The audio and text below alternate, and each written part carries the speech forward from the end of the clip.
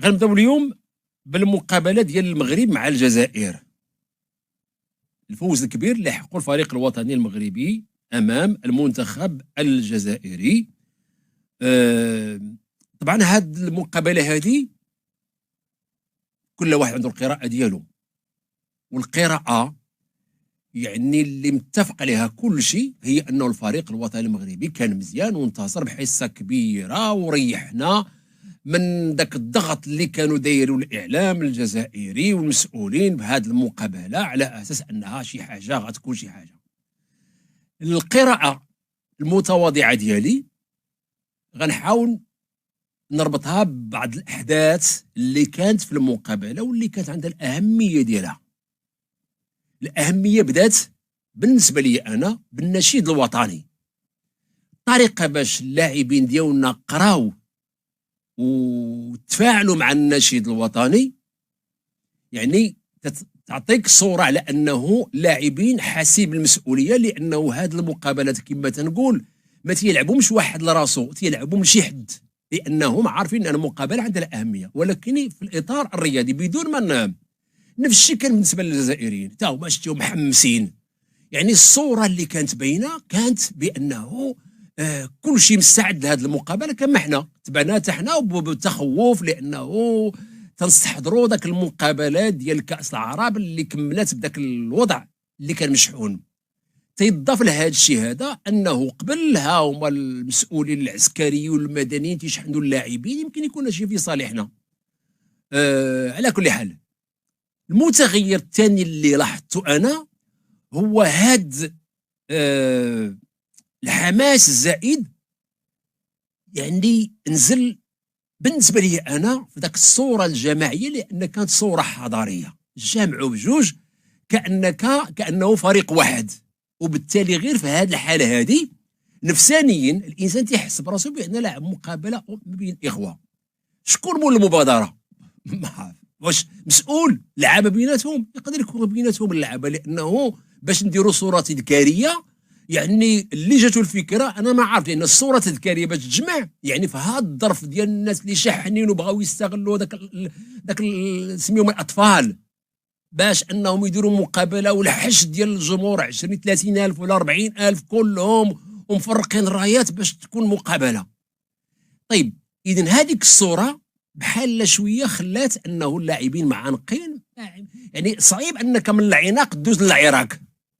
اذا بدايه المقابله في الاول بان بانه الفريق الوطني افضل في تمرير الكره، ماشي بمستوى عالي جدا ولكن افضل بكثير، لانه الجزائريين ما كانوش يمروا الكره، حتى ما بين 4 ديال اللاعبين ما كانوش يمروها. يعني تيبان بانه كما تنقولوا الركابي ديالهم تيترعدوا. علاش؟ لانهم عندهم شي مسؤوليه، خصوصا لما تتلقى فريق افضل منك نسبيا، بحيث انه تيبان بانه حنا تنمروا كره تشدينها في وسط الميدان، تلعبوها من الدفاع نمشيها للجهه اليمنى نديوها للجهه اليسرى، وان كاين بعد دوبا تكون شي تمريرات خاطئه، ولكني ما كناش حاسين بانه مهددين. وصراحه انا كنت نقول هذه مقابله تربح، لانه الجزائريين ما بانش عليهم انهم قادين كواري طوال، بعد الكره ولكن التمريرات ما كاينينش. حنا تنمروا كره افضل. اللقاء فين غيتبدل؟ في الدقه 29 لما تسجل ذاك الهدف، حيت ذاك الهدف لما تسجل الجزائريين تيقولوا خصنا نخرجوا نلعبوا المقابله. وفي هاد تحسن ديالهم باش يمشيو للمقابله عطاو اننا نشوفوا الفريق ديالنا الوطني افضل من ذاك الساعه الاولانيه. يعني بحال بغيت تقول بانه يعني كنا تنلعبوا مع فريق المستوى ديالو متواضع، ولكن من بعد ما تحرك اللعابه ديالنا مشاو وهنا غادي نحيي جميع اللاعبين طبعا، ولكن كانوا عندنا واحد لاعبين مدافعين، الدفاع ديالنا والانضباط التكتيكي وحارس مزيان، وان كان دار واحد جوج ديال الخارجات ولكن حارس مزيان، لانه في واحد اللحظه كانت واحد الكره اللي انفرد بها المهاجم، وهذا الانفراد شكون اللي جابوه لانه حنا كنا تنبحثوا على هدف ثاني، ونسينا اننا نخليو واحد 3 المدافعين، خلينا غير جوج حمله مضاده.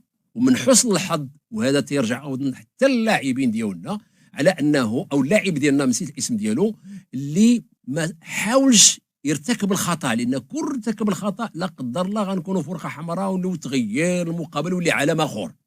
الحارس الدخول ديالو كان ناجح، وبالتالي نقد المرمى وبان بانه حارس متزن. واللي كان جميل هو انه تسمعوا اللاعبين اكاديميه محمد السادس من الفتح، جيش الملكي، حسيت اكادير، طنجه، يعني تيبان بانه كاين شي حوايج اللي النتيجه ديالها ما يمكنلاش تبان في واحد اللحظه، يمكن تجي واحد اللي عاد تبان. اذا الجزائريين كانوا تيعتمدوا فقط الا على تمرير كرات طويله وما جحش، لانه اغلب الضربات الراسيه كانت اللاعبين ديالنا عندهم قامات تبارك الله طويله. وبالتالي بالنسبه للشوط الثاني استمرت المقابله. انا صراحه ما كانش عندي تخوف غير مشي كره طائشه ولا كره عاليه، لانه هذا هو يعني ما كانش باين لي بانه اللاعبين الجزائريين مع هذه تيلعبوا مزيان، وفي هذه المقابله تخلعوا لانه ترهبوا وعمروهم خصكم ديروا خصكم عندكم لانه هذا وخصنا ونظرا تعرف ذاك يمكن. ولكن اللعابه ديالنا كانوا هادئين بقياده مدرب هادئ. سعيد شيبه لما غنقول هادئ راه لاعب هادئ حتى في كلامه، لما تكون جالس مع سعيد شيبه تهضر معاه لاعب هادئ ما تسمع الصوت ديالو. وهكا كان لما تعرفت عليه في الفريق الوطني، هادئ حتى في اللعب ديالو، ماشي بمعنى لا ماشي شي واحد اللي عنيف، تيهضر باداب. شفتوا حتى الملاحظات اللي تيدير على اللعابه تيصفق عليهم، ما كاينش داك الانفعال وداك الغوات وعلاش مشيتي، علاش نعرف راسو تيتعامل مع لاعبين ديال اقل من 17 سنه. الهدف الثاني اللي بين بانه اللاعبين ديالنا الامكانيات ديالهم راه اكثر من الشيء اللي شاهدنا في المقابله. انا غنامن بهذه القضيه هذه، لانه كانوا بعض الاخطاء، ولكن الطريقه باش تسجل الهدف تبين لك بانه كاين لاعبين الطريقه باش تمرات ومشى الحال اللاعب ومشى الجهه يعني شعر الحارس على انه يضربها في الجهه اليمنى وضربها في الجهه اليسرى. اذا هذا كله يحسب للاعبين ديال الفريق الوطني. الفرص اللي كانت تجي للجزائريين كل شيء كانت عند عباره عن تقلبوا على الاخطاء وتمرير الكرات الطويله. اذا الجزئيات اللي ناخذوا من المقابله، هذاك المدافع باش تسجل الهدف الاول، المدافع اللي بغى يخلي الكره يحافظ عليها باش تخرج ولا تيبين لك انه حتى اللاعب ذكي كيفاش خطف الكره داها وهز راسو وضربها. وحتى هذاك اللي ضربها بالراس راه ضربها يعني بحال شي واحد بغى يتاكد. لاحظتوا بان ماشي ما ضربش بعنف، لا حطها بشويه. تعرف بعد النوبات في كره القدم تبغي تضرب الكره مجهد عليك عاليه، تبغي تضربها بالراس مجهد ضربها في الحارس. ولكن كان يعني بذكاء كملناها بهدف ثالث بطريقه جميله، وانهينا المقابله. اللي كل شيء كاين اللي ما تفرجش في المقابله، علاش خايف يقول لا غيدابزوا وغيديروا لنا وغيديروا لنا. اللعابه ديالنا كان هادئين، بعدوا على كاع داك الالتحامات، والتحكيم كان مزيان. ما عندنا ما نقولوا بالنسبه للحكم. تيبقى حاجه واحده، دابا كاس العالم تاهلنا ليه.